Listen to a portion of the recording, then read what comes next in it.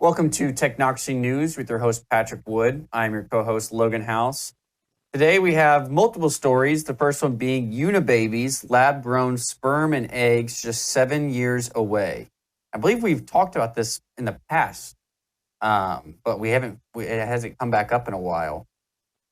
What if AI isn't intelligence, but anti-intelligence? New mind-reading AI predicts what humans do next.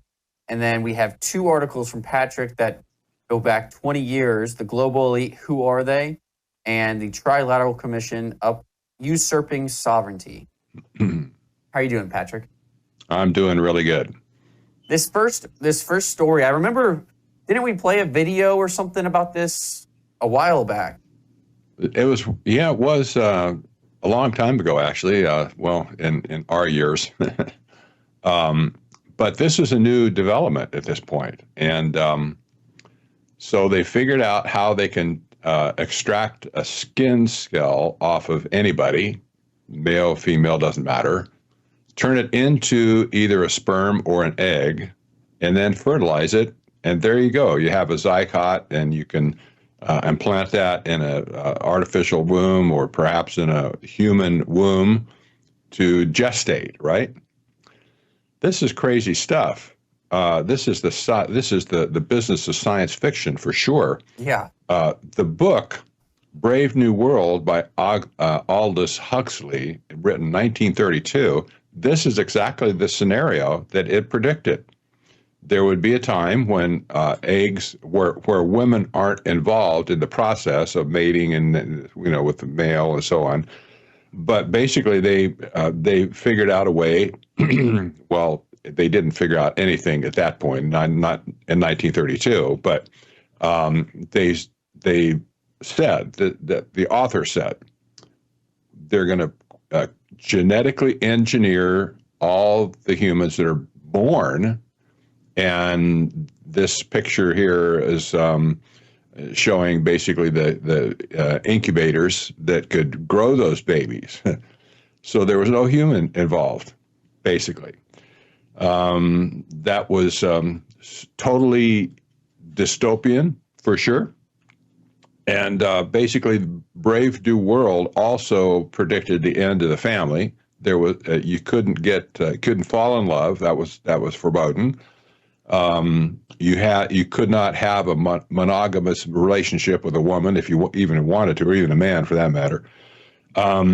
So basically, they were just talking, free sex for everybody, but you can't have babies, you can't get in love. That was the end of the family unit as we would know it at that point. So this is science fiction coming true. The scientists that are doing this, they think they can achieve this in 7 years now. Wow. I know. So there will be anyone can just go ahead.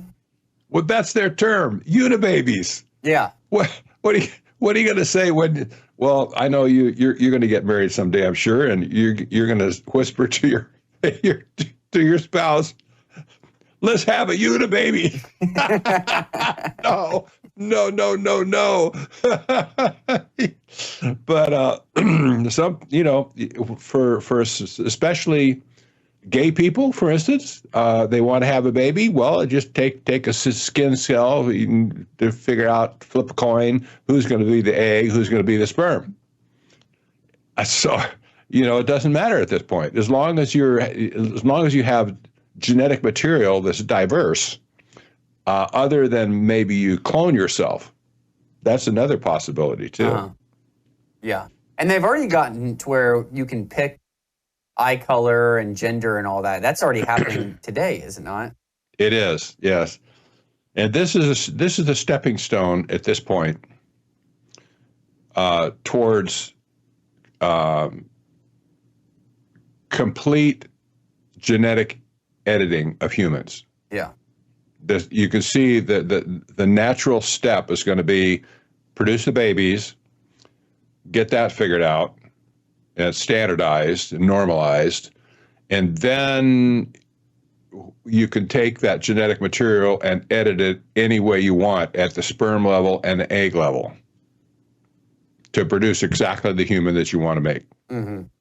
This is really, really definitely scary stuff. Yeah, and I could see this being exploited as well for people to create babies that they don't plan on being, normal kids, Yeah, and they can use just about anyone's DNA to create it. that's right. That's right. Maybe you should hang on to your own DNA, right? Yeah, exactly. So Be sending it off to these websites. Some scientist might come along and say, "Oh, you're a nice looking guy. I'm going to take your DNA and go make babies, and I'll never tell you about it, but you can be the source of genetic material." That's absolutely insane. Yeah, not to mention these websites and stuff people send off hair samples to and stuff for Yes. genetic trees and stuff like that. So exactly. And once somebody's DNA is scanned or sequenced at this point and into a digital record, you don't need, at that point, you really don't need the original sample of DNA. Once it's been sequenced, it can be used to synthetically create genetic material. wow. If that makes any sense. I know it's really, really crazy stuff. You can understand now why the United Nations has a program to collect all of the genetic material on planet Earth. In every country, they have teams running around now in the forest and the fields or whatever, collecting samples of DNA to be cataloged, sequenced and cataloged digitally, and that also includes humans. So they don't want just one human DNA sequence. They want as many as they can have in their database. I mean, it's just subject to getting the samples. They can, if you could say, well, if they could get a sample from every human on planet Earth, they would do it. But that's not going to happen for sure.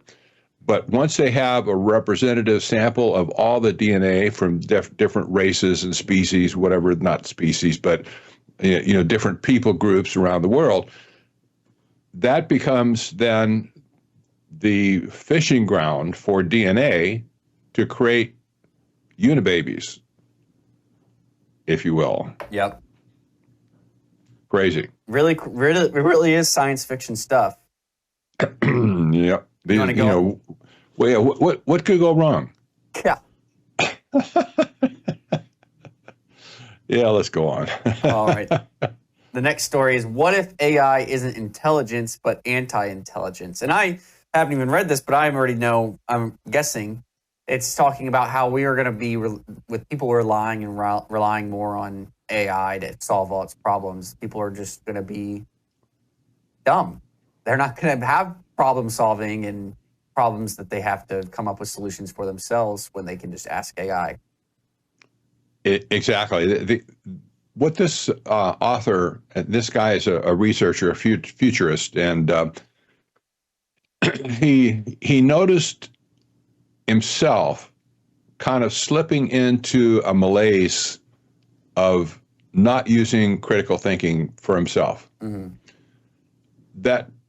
That tells me that he had a lazy brain in the first place. That somehow he lost his inquisitiveness. Maybe he just was relying on AI to do stuff for him that he should have done for himself. But this is a syndrome at this point that we need to understand. Intelligence is not it's not the same as your day-to-day thinking processes, right? He's talking about intelligence. And intelligence is something native for every human, and it's different level for different people, right? So you might have a stronger intelligence than I have. But in general, he's making the case here that if AI is anti-intelligence, that means for some people, at least, who fall into this trap, their level of intelligence is going to go down. In other words, even their IQ would go down as well. this is disturbing because the AI crowd, the tech bros, if you will, they're predicting that your IQ could be boosted by AI. Maybe it can. Maybe for some people it can, but that's not what this guy's saying here. No, it's going to potentially lower your IQ. This is very disturbing for sure. So you end up potentially you can end up with the have-nots and the haves. Those who have enhanced IQ because they've figured out how to crack the nut to use AI in their profession or whatever, and those who are on the other side of the coin, they're ignorant of how AI is used, how it's constructed, how it can be used. That crowd is going to be in the slammer as far as their IQ is concerned. So anyway, this is a trend, and I'm sure it's going to be picked up on by other people. That's the reason I put it up in the first place. This is the discussion that we need to have. Yeah, and I mean, most people will use AI and already are using AI to not to learn. They're using it to take over work for themselves instead of using it to learn. I mean, that's how Google has been used for years as well. People just go to Google instead of going to read articles that are informative. They'll just go to ask it questions, most people. Exactly. So we need to watch this. That's all I can say. And I know there's a lot of fear about AI amongst the public, even the Christian world. I get it all the time. You know, people say, "Don't you dare touch AI. I don't want to see anything about AI in your life for sure." But AI is a research tool to surface information that you would not ever find in the first place. Well, that's useful for me. If I can find 10 articles on a certain subject in history, I want to see those articles. Period. Yeah. If I could go to a library and look through the card catalog or whatever, I would, but I can't do that. Then it'd be too much work. Don't have that much time. Yep. It definitely gives you the ability to scan through information like you've never been able to before. Exactly. So, well, we're at a break. We got to go to break here. We'll be back in about 2 minutes.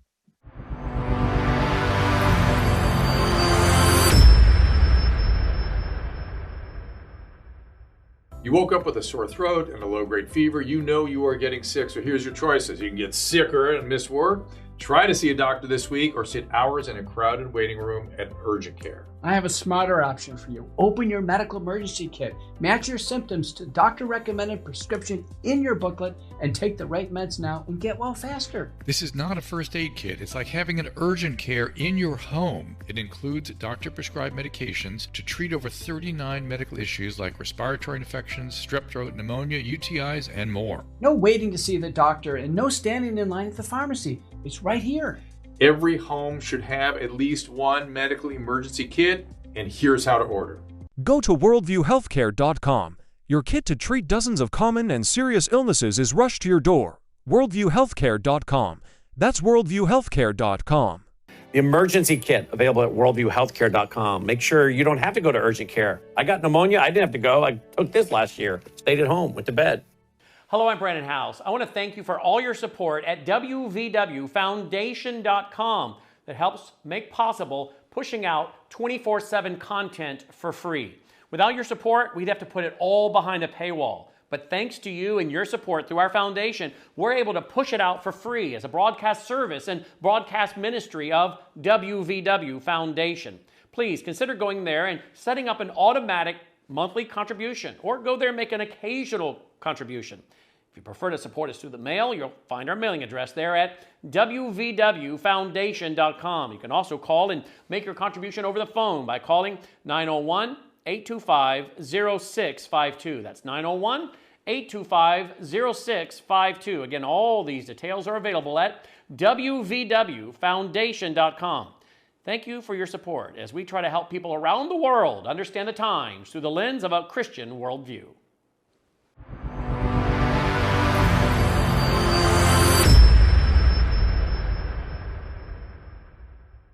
All right, welcome back to Technocracy News. Our next story is new mind-reading AI predicts what humans do next.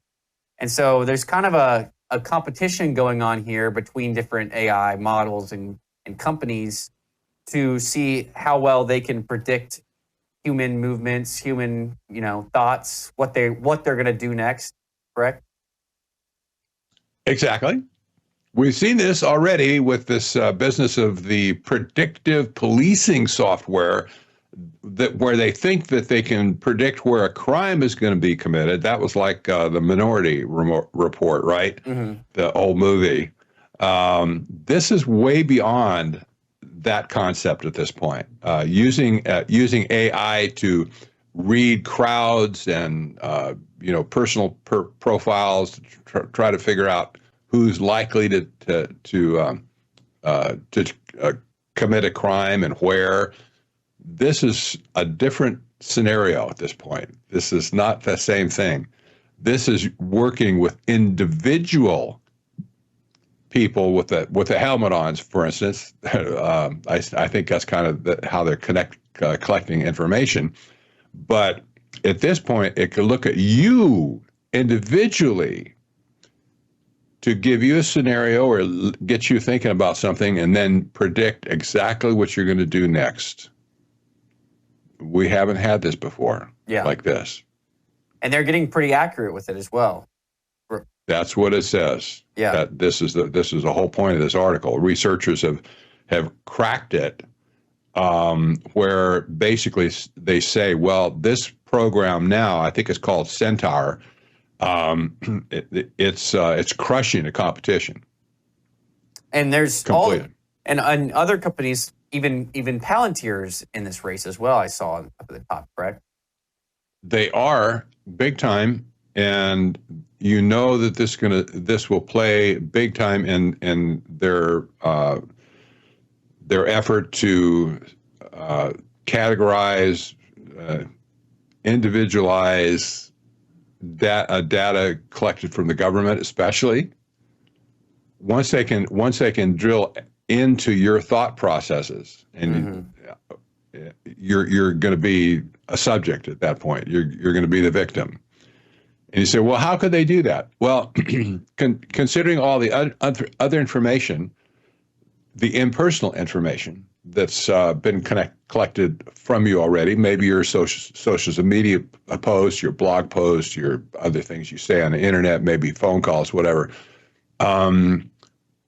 Just consider all of the information you get from your wearables, for instance, your Fitbit, your Apple Watch, your Android Watch, etc., that can sense your mood and think, the things that how your bodily chemistry is working.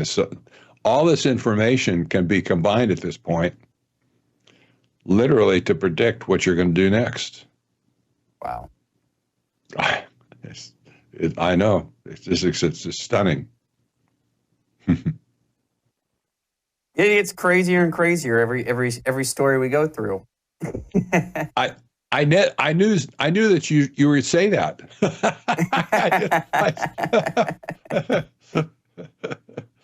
No. So anyway, let's talk about the Trilateral Commission for a minute. Sounds good. Well, you wrote this article in 2005, and I was 2 years old, on the global elite. Who are they?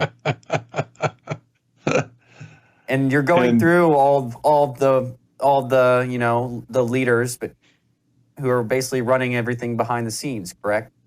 That's right. All the way back in 2005. Yeah. Here's the original list of the Trilateral Commission members posted in plain view. Anybody who wants to go see who they were, you can do that. But I have to say, people in general are so lazy that when they're presented an answer of what's going on, who's doing it, they don't want to go look at it. They just ignore it. This has been the case with my studies over the years on the Trilateral Commission. I've said time and time again that these are the the perpetrators of the modern globalization that we have today, technocracy. These were the people that did it. They've done it along the way, and they're still doing it now. And this article basically, fast forward, Jeffrey Epstein was a member of the Trilateral Commission as well. Okay, this is why I was thinking about this in the first place. I've been calling these people out for almost 48 years now. The Trilateral Commission. They've censored us. They destroyed my company in 1980. They destroyed Professor Anthony Sutton's career from Stanford University. And they've done everything they could along the way to mask their tracks. And somehow they always slip away without any accountability. This is the epitome of the technocrat mindset. Yeah. And no accountability. If you go through some of these lists, I mean, it's all the most powerful people that you can think of almost that are members of this group.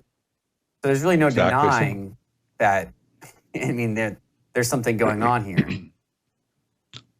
I've collected membership lists over the years just to compare, to make sure, who's dropping off and who's was added, this sort of thing.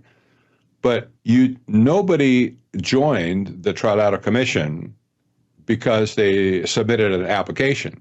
That's not the process.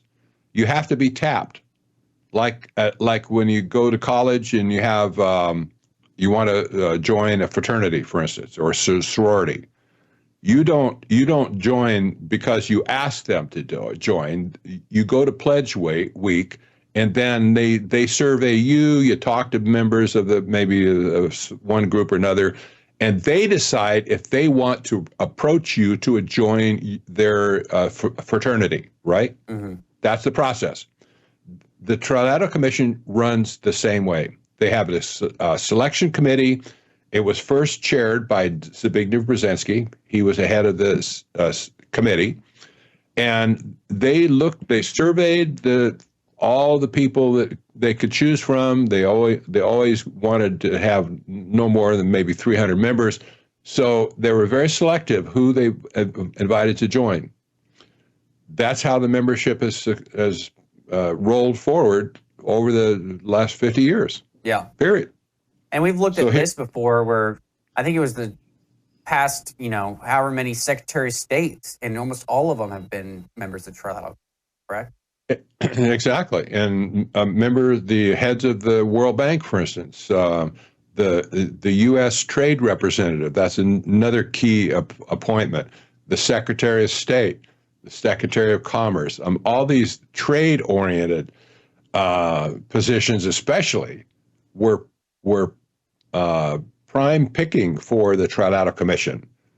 Now, let me say they don't take people retroactively. They take people and put them in positions of power. Mm. Okay, so when a new U.S. trade representative is selected, they're not looking for people who not necessarily have their own agenda, but somebody who will promote their agenda.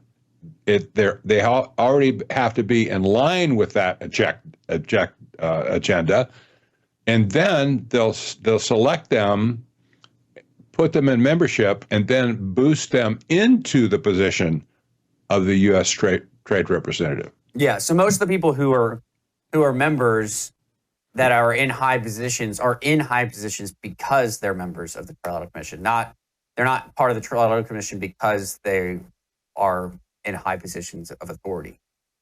That's right. Exactly right. The last article that I had, the second article, is the companion here. I wrote this article in 2007. That's 23 years ago.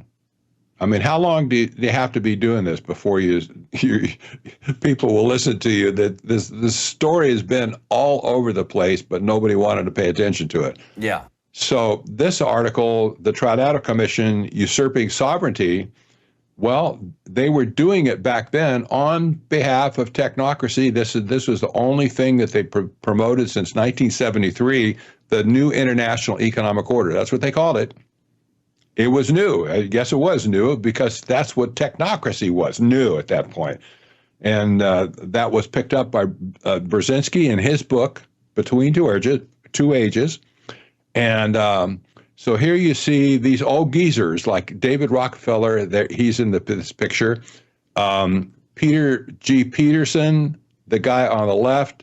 Paul Volcker, how many years did he serve as the Federal Reserve chairman? And how about Alan Greenspan? He also was a member of the Trilateral Commission, and he served as the head of the Federal Reserve for years and years.